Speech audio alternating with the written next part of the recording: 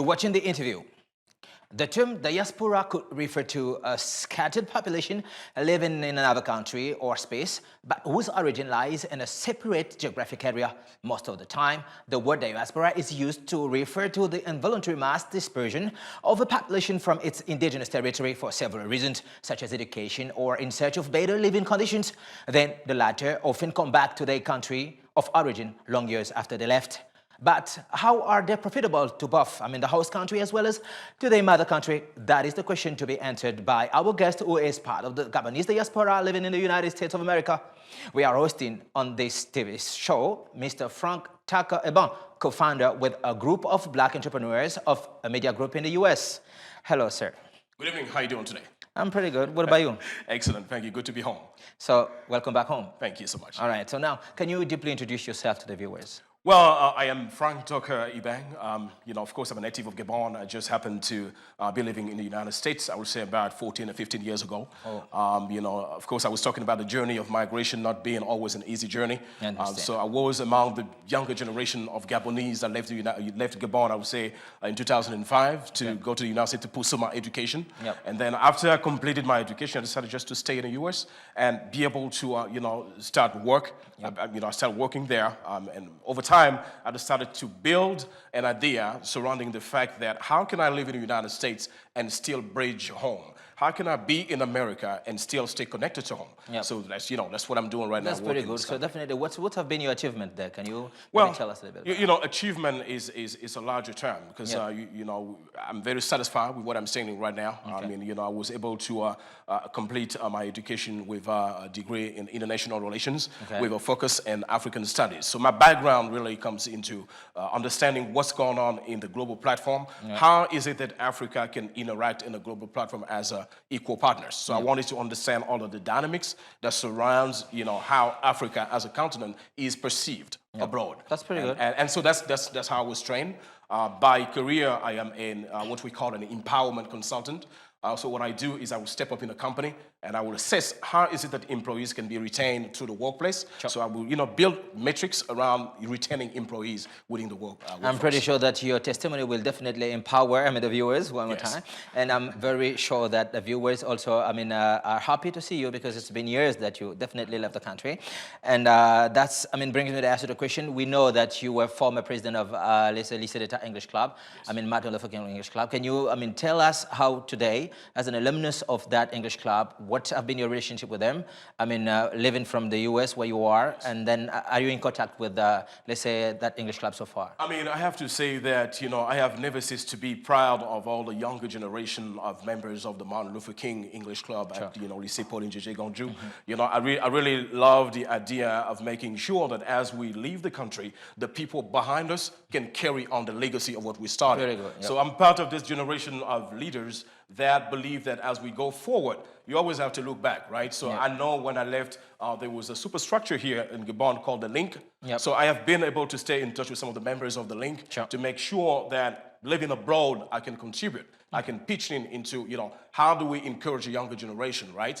So I would say basically what I do, I will have Skype conversation with some of the students. Pretty good. It takes just to see somebody that looks like you doing something you want to do. Yep. So when I talk to these students, I want to make sure they understand it's possible, right? There was a few years back, I was a student at an English club. Yep, I dreamed about going to America. I dreamed about the idea of being able to speak English as flexible as I can. So right? maybe you can.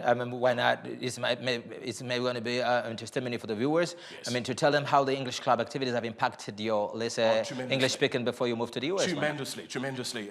Some of the people that knew me starting at Pauline J.J. Gonju High School, they know that I was addicted to the fact of being into an English club. Sure. It goes without saying, English rules the international platform, and I understood that years back. So being a member of the Dr. King English Club, I was able not only to empower my colleagues, but I was able to inspire people around me, making them understand that, you can learn a foreign language and make it fun at the same time. And that is the environment the English Club provided. Being able to study English within a fun environment. We were able to go out, have a good time, learn, how to say this and that in English while building a skill, because that's what English is right now. Pretty it's good. actually a living skill. So you do encourage those attending English club at the moment, why not? Absolutely. Okay, that's pretty good. So let's now trying to focus a little bit on your business, okay? Yes. When did you start it, please? Well, the media group started, I would say, in 2018. Okay. That's when we started it. It's actually followed through an event that is held in Omaha, Nebraska, United States. It's called the Leadership Africa Summit.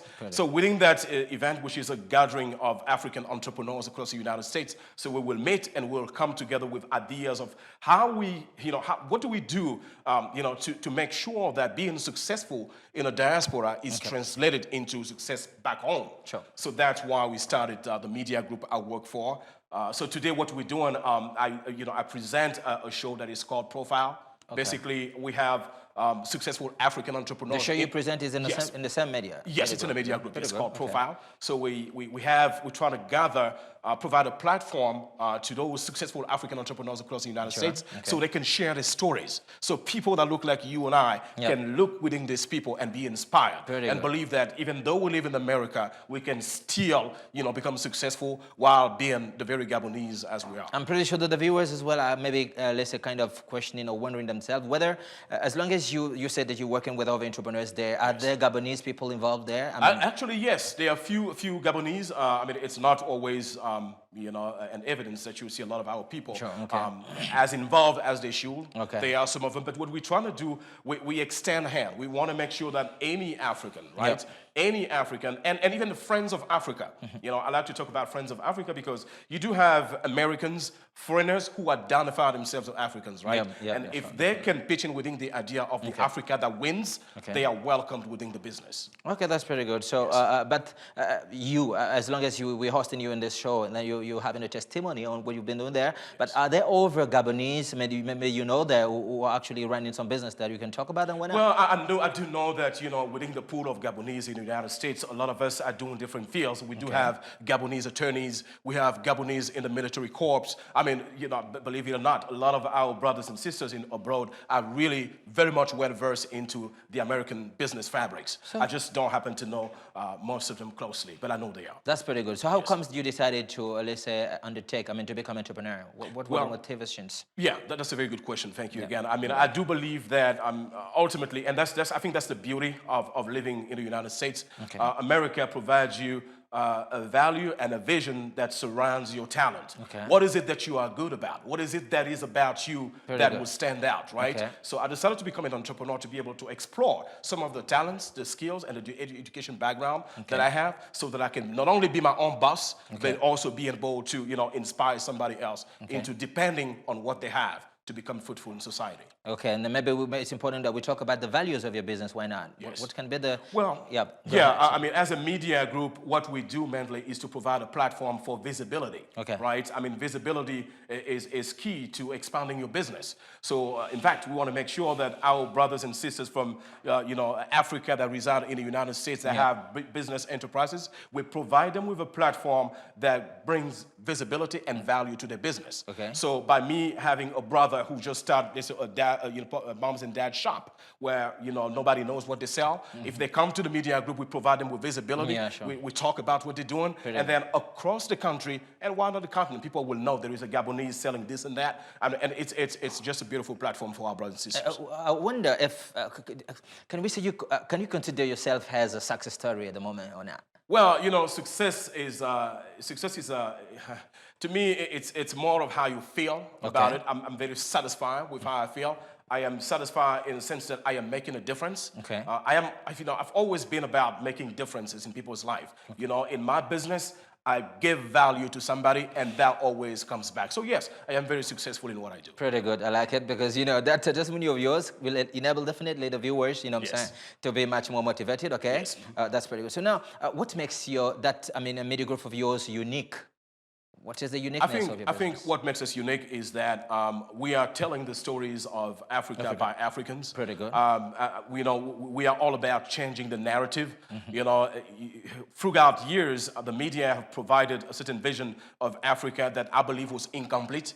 So our media group is tackling the responsibility of telling the true and the whole story about Africa. So, you know, somebody looking like you and I telling the story of where we come from is more credible than, you know, just anybody else. And I do really, I mean, agree with you, right? That's so now, we're moving toward the end of this TV show and apologize, right? We wish we could have had much time, you know what I'm saying? Well, I'm pretty sure that some of the viewers are American dreamers as well. Yes. Can you ensure, or can you ensure to the viewers that your business, that business of yours, even though you're co-founder of it, can help them get a job from while staying in Gabon, why not, or Africa? Yes, absolutely. And you know, once again, I want to thank you for the platform to be able to share this vision right here. I do believe that, you know, ultimately we are growing. The media group is growing.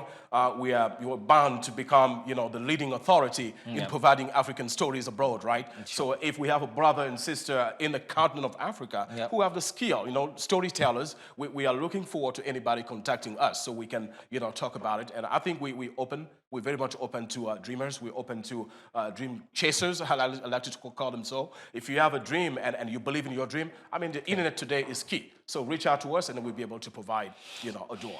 That's pretty good. Do you agree with some of, I mean, the people who think that when somebody comes from abroad, it's easier for the person, let's say, why not to impact its country, I mean, compared to the one who stayed in the country and wants to, undertake?